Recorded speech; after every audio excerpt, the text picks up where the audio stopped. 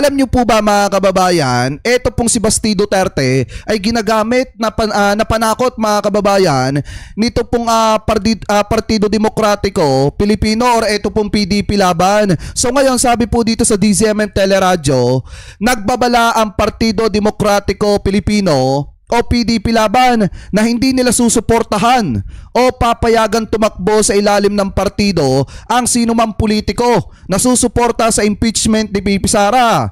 Hindi sila papayag na lumipat ng partido. Hindi sila mabibigyan ng pagkakataong tumakbo sa ilalim ng bandila ng PDP laban. Gate pa po ng partidong PDP laban. So ngayon kung titingnan nyo mga kababayan, ito po yung mahirap. Dito po sa PDP laban at dito sa mga kaalyado ni Sara Duterte, hindi po umubra yung unang panakot po nila mga kababayan na kung saan ginamit po nila yung mga kapatid po natin sa Iglesia ni Cristo. Ngayon, ang ginagawa na naman po ng kampo ni Sara Duterte, yung partido naman nila. Ang ipinapanakot po nila mga kababayan na hindi daw po susuporta dun po sa mga kongresista na pipirma ububoto ng yes para ma-impeach po itong si Sara Duterte. Alam niyo mga kababayan, hindi naman kasi ganun kalakas itong PDP laban mga kababayan para gamiting panakot laban po sa mga politiko. At saka kung titingnan nyo mga kababayan wala na naman gasidong politiko ngayon ang gusto pa maging miyembro ng PDP laban, lalo na at ang naging chairman po nito ay walang iba kung hindi etong si Basti Duterte. Tsaka mga kababayan kung titingnan nyo ito pa yung isang panakot na sinasabi nila patungkol po kay Basti. Ito pakinggan po natin. Ayan pakinggan nyo Wow! So, praktisado camera captures that each one of us are sending our individual case one. Pero kini, pakingon ako. Pakinggan nyo mabuti ito mga kababayan Kasi kung sa akin gagamitin yan, ipapanakot si Basti Duterte mga kababayan. Mahirap katakutan yan kasi unang-una mga kababayan, di ba nakikipagtabi siya sa isang lalaki sa kama. Alam niyo yung Barbie mga kababayan? Di ba Barbie yan? We stand with VP. Nakakapalit po ba ka? That is why Negros Occidental will never let a Marcos win in our province. Gusto niya baguhon ang Pilipinas, pakitaas ang kamot. Okay, kung gusto na ito baguhon ang Pilipinas, kinahanglan tagtaas. Ang sabi ni Pangulong Bongbong Marcos, yan, mahiya naman kayo. Ang sabi ko sa kanya, Bongbong Marcos, ikaw ang mahiya. Ikaw ang dapat na ikulong. Kay gatong murag tumboy nga wa pagibolbol, nahadlok sila ato. Yan ba patatakbuhin nilang presidente mga kababayan at gagamitin nilang panakot sa mga kongresista? Kita niyo nga yung mga pinagsasasabay wala namang kwenta. Pagka-sindikato ani nga administrasyon ba, murag mapya bitaw. For once, I ask you, ipakita ninyo sa inyong mga constituents nga bisang pagwa mo'y kwarta, kaya ninyong parugan ang prinsipyo ninyo. May prinsipyo ka nga, gutom naman ang constituent mo, wala ka din magagawa.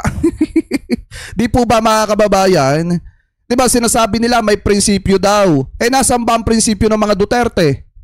Di ba nasa mga kaalyado nila ng sindikato? Hindi nga nila inisip yung mga constituent nila nung panahon na sila po ang nasa kapangyarihan. Di ba sinasabi nga nila dati may prinsipyo ka nga, gutom naman yung constituent po, wala din mga kababayan. Kaya nga dito po sa mga sinasabi nitong si Basti Duterte, total wala pong kakwenta-kwenta ito mga kababayan. Nakakapagtaka nga dito sa PDP laban bakit ginawan chairman ito. At saka nakakapagtaka din naman kay Mike Defensor bakit ginagamit nilang panakot mga kababayan itong si Basti Duterte na pag na-impeach itong si Sara, si Basti ang patatakbuhin nilang presidente. Sa Luzon, di taga-Bisaya, kanino rin kay Heights or Heights. Tuloy pa natin yan dito kasi may nakita pa tayo dito mga kababayan Yung mismong sinabi ni Mike Defensor. Wait lang Ayan, nasan ba yun? Yung mismong binitawan salita ni Mike Defensor. Ito. Kaya nakita nila, ito ang gagawin namin Yan. kay Pangulong Duterte. At matapos dyan, i-impeach namin si Inday Sara Duterte. Ah. Para sa 2028, kami pa rin at wala kaming Duterteng mga kalaban. Tama? Ngayon mga kasama, lahat may kaso na. Si Kiko, ilang beses na ho to. Kakabalik pa lang nito, baka matanggal ulit.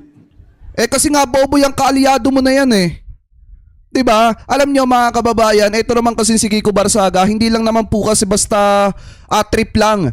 Nasampahan niya ng ethics complaint. Alam niyo naman ang mga dahilan kung bakit may kinakaharap pong ethics complaint. Ito pong si Kiko Barsaga at kung bakit po siya na-suspended. Dahil nga bukod sa may sapak po ito at siraulo, talagang kita niyo naman kung ano mga pinagsasasabi niyan publicly.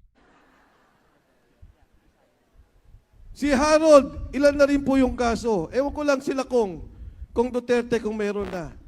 Pero lahat na nagsasalita, lahat na lumalaban, kinakasuhan nila. Di ba't ganyan din po ang martial law? Walang deklarasyon, pero ang NBI, ang mga pulis, ang BIR, ang lahat ng ahensya ng gobyerno, kasama ang COMELEC, kinakasuhan lahat ng kanilang kalaban. Yan ang martial law ni Bongbong Marcos. Tuloy pa natin yan mga kababayan. May sinasabi pa siya dyan, bukod dyan, na kung saan si Baste ang gagawin nilang presidente. Kaya akala mo naman mananalo yan sa 2028 mga kababayan, napakalabo niyan.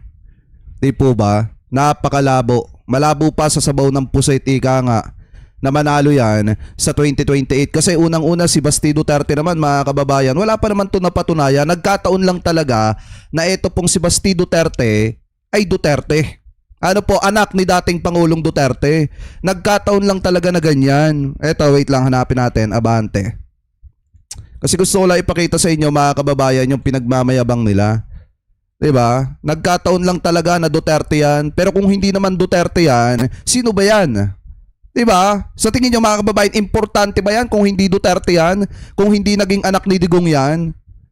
Diba? Sabi nga dito ni Mike Defensor, eto, basahin po natin.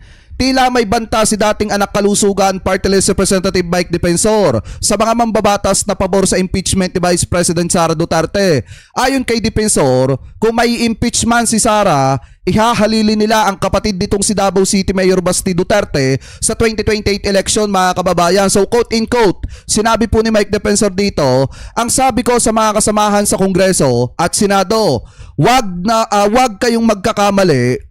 Alam ko marami sa inyo ang nabili na para tanggalin si Inday Sara. Pero kapag iyan tinanggal ninyo, may panlaban pa kami, ang aming Pangulo Mayor Basti Duterte.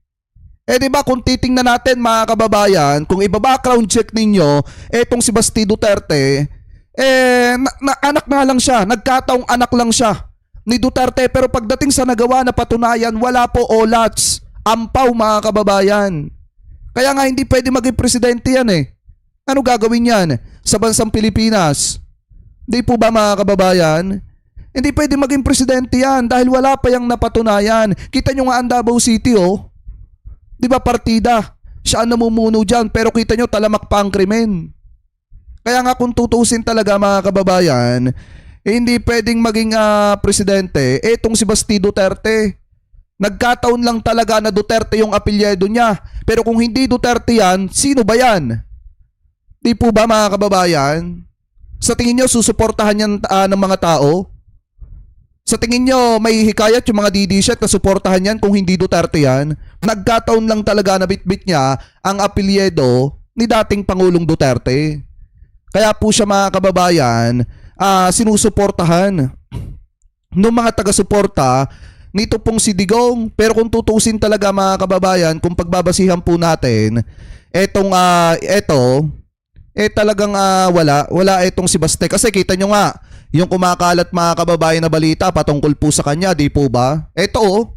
Yung patungkol kay Franco Mabanta, alam nyo kung tutusin mga kababayan, hindi ko nga maintindihan doon sa mga DD shit eh. Bakit pinapakalat nila na parang itinatanggi ng mga Marcos loyalists, na mga taga-suporta ni PBBM, eto pong si Franco Mabanta. Di ba kung titingnan nyo mga kababayan, sinabi nga natin sa mga vlog natin noong mga nagdaang araw na ito pong si Franco Mabanta ay naging ano po yan, social media director ni PBBM, pero hindi po nagtagal kay PBBM yan dahil meron nga po masamang hangarin mga kababayan, which is may mga ganito palang ginagawa kung saan sangkot mga kababayan sa extortion. So ngayon kung titingnan nyo, ito palang si Franco Mabanta mga kababayan, nakakasamang matulog ni Basti Duterte sa isang kama. Allegedly. So ngayon basahin po natin itong nakita nating balita galing po dito sa Get It From Boy. Sabi po dito, Basti Duterte and Franco Mabanta and Sam Adhani, political analysis of Palsis, posted an innuendo with alleged evidence about Davao City Mayor Sebastian Basti Duterte linking him to Peanut Gallery Media Network founder Franco Mabanta. How true? Attorney Parsis especially zeroed in Mabanta's post that he shared a bed with Baste, mga kababayan. Kaya no, natutulog si Franco Mabanta at saka itong si Basti Duterte sa isang kama. Talagang Barbie nga, mga kababayan. Talagang Barbie nga. Tapos gagamiting panakot ng mga kaalyado niya sa PDP laban. Aba, yung mga taga PDP laban, mag-isip naman kayo ng maraming beses. Di po ba mga kababayan? Gagamitin nilang panakot itong si Baste. Barbie nga. Bakit natin nasabing Barbie? Maraming beses na napatunayan yan. Nung hinamon niya si General Torre ng suntukan mga kababayan. Di ba nung pinalaga ni General Torre, anong ginawa? Tumakas ng Pilipinas. Pumunta ng ibang bansa. O ngayon, nung hinamon niya si General Torre, si Madriaga, si Ramil Madriaga, hinamon niya rin ng suntukan nung pinalagan mga kababayan ni Ramil Madriaga. Ano ba ginawa ni Basti Duterte? Di ba nanahimik na lang? Yan, isang indikasyon yan mga kababayan na Barbie talaga. Tapos gagamitin panakot mga kababayan ng mga DD-shit. Aba, mahiya naman kayo. Mahiya naman kayo. Di po ba? Tsaka mga kababayan, kung usaping Franco Mabanta, meron pong nagbabiral ngayon na kung saan meron pong dalawang senator at isang tumakbong senator mga kababayan ang spotted sa kasal nito pong si Franco Mabanta. Kung makikita ninyo mga kababayan na andyan dyan etong si Senator JB Ejercito, etong si Senator Mig Zubiri mga kababayan, at eto pong si Ipe, etong si Philip Salvador. So ngayon, hindi tuloy maiwasan ng mga kababayang Pilipino po natin na ano kaya ang ugnayan, ano po kaya ang malalim na ugnayan nito pong sina JB Ejercito, Philip Salvador at Mig Zubiri dito po mga kababayan kay Franco Mabanta, na dumating pa nga sa point mga kababayan na talagang pinaglaanan nila ng oras at panahon ito pong kasal mga kababayan nito pong si Franco Mabanta. At saka ang isa pa dito mga kababayan, tahimik po etong tatlong ito mga kababayan sa isyong kinakaharap nito pong si Franco Mabanta. Di ba dati kapag may mga mahalagang usapin, may mga nag-extort na ganyan, may mga nangikil sa mga politiko. Di ba, isa itong mga ito sa pinakamaiingay ng mga panahon na yon. Pero ang nakakapagtaka po mga kababayan, bakit kaya tahimik etong sina Senator JB Ejercito, etong si Philip Salvador, at eto pong si Senator Mig Zubiri? Hindi tuloy maiwasan ng mga kababayang Pilipino po natin na mag-isip mga kababayan. Di ba? Na mag-isip kung bakit nga ba talagang pinaglaanan nila ng panahon mga kababayan ito pong kasal ni Franco Mabanta. Tsaka ang isa pa dito mga kababayan, di ba sinasabi ng mga DD-shit nung sinabi ni Jose Clar Castro na bakit hindi nyo po itanong kung anong ugnayan nila doon sa mga taong umattend sa kasal nito pong si Franco Mabanta. So meaning mga kababayan, ito po siguro yung tinutukoy ni Jose Clar Castro. So ngayon, iiwan ko na lang sa inyo mga kababayan yung isang tanong mga kababayan na na kung kayong tatanungin, ano kaya masasabi nyo mga kababayan? Ano kaya ang posibleng ugnayan nila kay Franco Mabanta kung bakit mga kababayan ganito na lamang po kahalaga sa kanila na talagang pinuntahan pa nila sa araw ng kasal. Ito pong si Franco Mabanta at saka higit sa lahat mga kababayan, bakit tahimik sila sa isyong kinasasangkutan nito pong si Franco Mabanta. So comment below na lamang po mga kababayan kung ano po masasabi nyo, hingil po dyan.